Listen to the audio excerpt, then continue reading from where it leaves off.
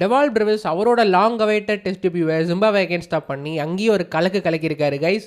பால்ல இருந்து full T20 மோட்ல தான் ஆடினாரு. பட் அதுக்கேற்ற மாதிரியே ஜிம்பாப்வேவும் இவருக்கு சூப்பராக பிளான் பண்ணி வந்திருந்தாங்க. ஸோ இந்த இன்னிங்ஸ் எப்படி பெர்ஃபார்ம் பண்ணாரு, எப்படி அவுட் ஆனாரு, என்னென்ன இஷ்யூஸ் இருக்குன்றத பற்றி இந்த வீடியோவில் டீட்டெயிலாக எக்ஸ்பிளைன் பண்ணியிருக்கேன். அண்ட் இதுக்கு பேரலாக இந்தியா வர்சஸ் இங்கிலாந்து அண்டர்-19 டோர்னமெண்ட் நடந்துட்டு இருக்கு. அண்ட் நம்ம ஆயுஷ் மாத்திரை தான் இதில் கேப்டன் பண்ணுறாரு. ஸோ அவர் எப்படி பெர்ஃபார்ம் பண்ணியிருக்காரு அண்ட் இந்த டோர்னமெண்ட்டில் வாட்ச் அவுட் பண்ண வேண்டிய இன்னொரு டேலண்ட் யாருன்றதை பற்றி இந்த வீடியோவில் எக்ஸ்பிளைன் பண்ணியிருக்கேன். ஸோ வீடியோ ஃபுல்லாக பார்த்துட்டு லைக் பண்ணுங்க. சேனலுக்கு ஃபர்ஸ்ட் டைம்னா மறக்காம சப்ஸ்கிரைப் பண்ணுங்க.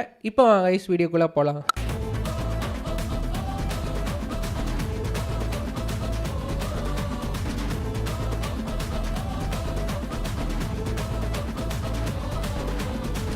நம்ம ப்ரௌஸோட நாக் பார்க்கறதுக்கு முன்னாடி குவிக்காக சஞ்சுவோட ட்ரேட் ரூமர் லேட்டஸ்ட்டாக என்ன இருக்குன்றதை பார்த்துடலாம். லாஸ்ட் வீக் வர பார்த்தீங்கன்னா சஞ்சு டு சிஎஸ்கே ட்ரேட்லாம் கண்டிப்பாக உறுதியாயிடுச்சு. ஜூலை 4 அனௌன்ஸ்மெண்ட் வரும், ஃபார்மாலிட்டிக்காக வெயிட் பண்ணிட்டு இருக்காங்கன்ற மாதிரி சொல்லிட்டு இருந்தாங்க.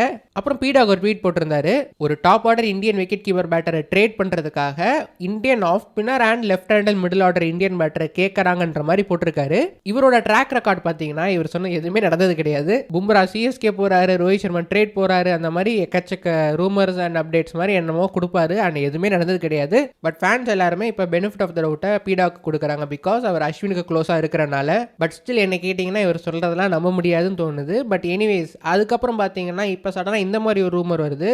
நிறைய பேர் சொல்ல ஆரம்பிச்சிட்டாங்க, ஷிவம் டுவேவை ஆர்ஆர் கேட்குறாங்க சிஎஸ்கே கிட்ட சஞ்சு ட்ரேட் பண்ணுறதுக்குன்ற மாதிரி சொல்லிட்டு இருக்காங்க.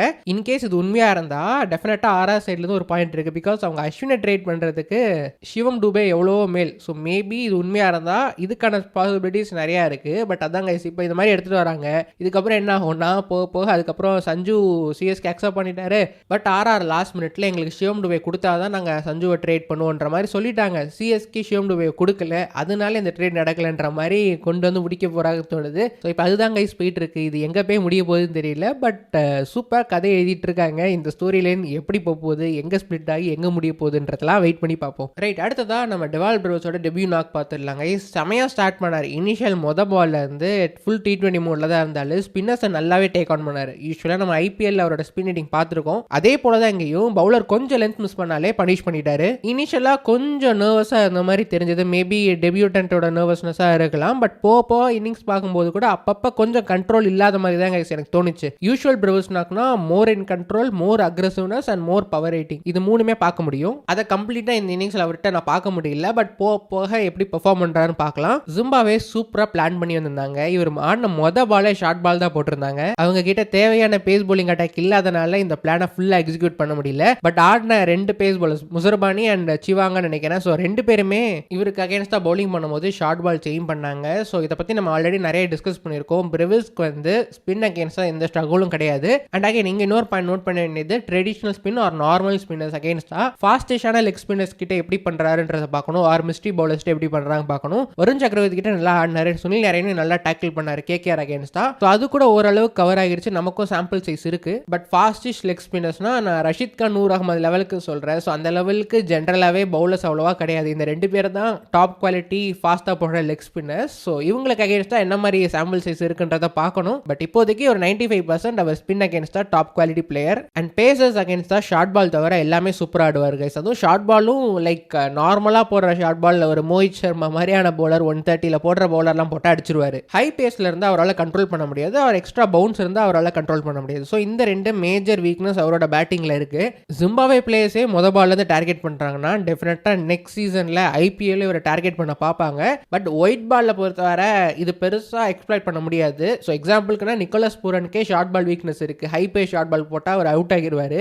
பட் ஸ்டில் அந்த வீக்னஸ் இருந்தாலும் he is a all time great in white ball. Especially T20ஸ்ல Nicholas Pooran is all time great தானே. And especially IPL flat track conditions இப்போ எப்படி பிச்சர்ஸ்லாம் இருக்குன்றதை பார்க்கும்போது இது பெருசாக எக்ஸ்ப்ளாய்ட் பண்ண முடியாது ஐபிஎல்ல. பட் ஸ்டில் அந்த ஒரு வீக்னஸ் மட்டும் கவர் பண்ணிட்டாருன்னா அவரை எந்த ஒரு பவுலர் வச்சும் டார்கெட் பண்ண முடியாது. ஸோ சேம் டைம் அக்ரெசிவாக ஆடுவார், கண்ட்ரோலோட ஆடுவார். ஸோ இந்த மாதிரி ஒரு combination deadly in especially in IPL white ball கிரிக்கெட்டில். ரெட் பாலில் டெஃபினட்டாக இது இம்ப்ரூவ் பண்ணி ஆகணும். ஸோ ஜிம்பாவே மேட்ச் டார்கெட் பண்ணுறாங்கன்னா இனி ஆஸ்திரேலியாக்கெல்லாம் போனார், இன்கேஸ் ஒரு ஃபியூச்சரில் மிடில் ஆர்டர் பேட்டை ஆடினார்னா ஆஸ்திரேலியா அகேன்ஸ்டாக போனால் நீங்கள் யோசிச்சு பாருங்க, செஞ்சுரி செஞ்சு விட்டுருவாங்க ஷார்ட் பால் போட்டு.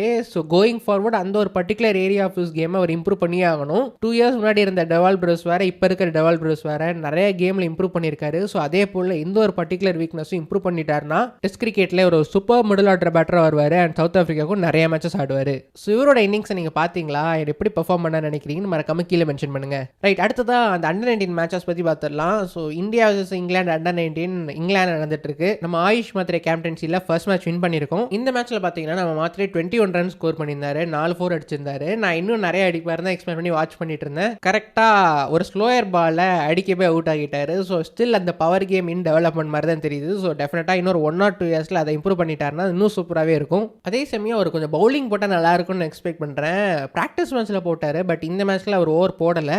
அப்பப்போ 2-3 ஓவர் இங்கே தள்ளி ப்ராக்டிஸ் பண்ணாருன்னா நமக்கும் ஒரு பார்ட் டைம் ஆப்ஷன் ஆர் ஒரு மேட்ச் அப் ஆப்ஷனை கூட ஃபியூச்சரில் யூஸ் பண்ணுற மாதிரி ஒரு அபிலிட்டி கிடைக்கும். அஸ்வின் ரேஞ்சுக்கு ஆர் ஒரு யூஸ்வல் ஆஃப் ஸ்பின்னர் ஆர் ஒரு மெயின் ஆஃப் ஸ்பின்னர் ரோலுக்குலாம் நம்ம யாருமே கேட்கல.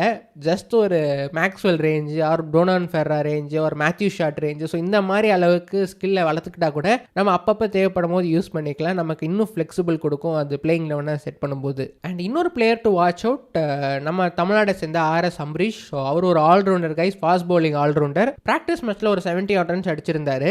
இந்த மேட்ச்சில் அவரோட பேட்டிங் கிடைக்குமா பார்த்தா இவனுங்களே முதலே முடிச்சு விட்டு போயிட்டாங்க. அதனால அவரோட பேட்டிங் பார்க்க முடியல. பட் பவுலிங் நல்லா போட்டார் கைஸ். ஐ திங்க் 125 to 130 தான் ஆவரேஜாக மெயின்டைன் பண்ணிட்டு இருந்தாரு. ஒன் சேஞ்ச் பவுலராக அங்கே போட்டிருந்தாரு. அவரோட பவுலிங் ஸ்பெல் ரதம் சூப்பராக இருந்துச்சு கைஸ். லைன் சூப்பராக போட்டார் அண்ட் நல்ல ஒரு கண்ட்ரோல் தெரிஞ்சது, நல்ல ஒரு ஆக்ஷன் இருக்கு அவர்கிட்ட.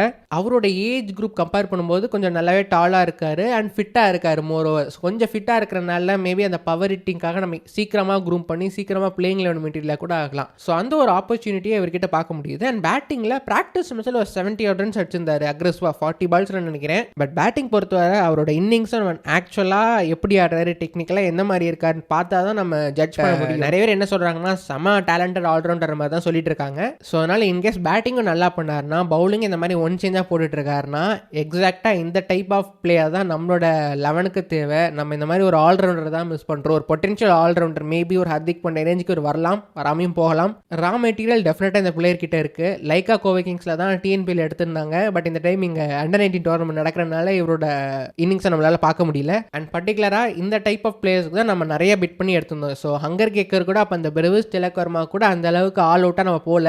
நம்ம பண்ட்டாக போனது ஹங்கர் கேக்கர் மேலே, ஹங்கர் கேக்கர் பிக் பண்ணோம். பட் அந்த பண்ட்டு ஒர்க் அவுட் ஆகலை. ஸோ அதே மாதிரி இந்த வருஷத்துக்கான பண்ட்டா RS அம்பரீஷ் மேலே நம்ம அமௌண்ட் போடலாம் கைஸ். அவரை பிக் பண்ணி 2 இயர்ஸில் என்ன மாதிரி குரூம் ஆகிறாருன்னு பார்த்துட்டு இன்கேஸ் ஆயுஷ் மாதிரி மாதிரி ரெடி ஃபார் IPL பொட்டன்ஷியல்னா செமையாக இருக்கும். நம்ம 11ல் செட் பண்ணிட்டு அன்கேப் பிளேயர் ரிட்டென்ஷனில் ஆக்ஷன் சைக்கிள் முடியுமா வச்சுக்கலாம். இந்தியன் ஆல்ரவுண்டர்ஸ்னா ரொம்ப ரொம்ப ரேர். ஹர்திக் பாண்டியாக்கு அப்புறம் நிதிஷ்குமார் ரெட்டி கிட்ட அந்த பொட்டன்ஷியல் இருக்கிறனால அவரை இந்தியா எடுத்து அந்த ஸ்லாட்டுக்கு க்ரூம் பண்ண பார்க்குறாங்க.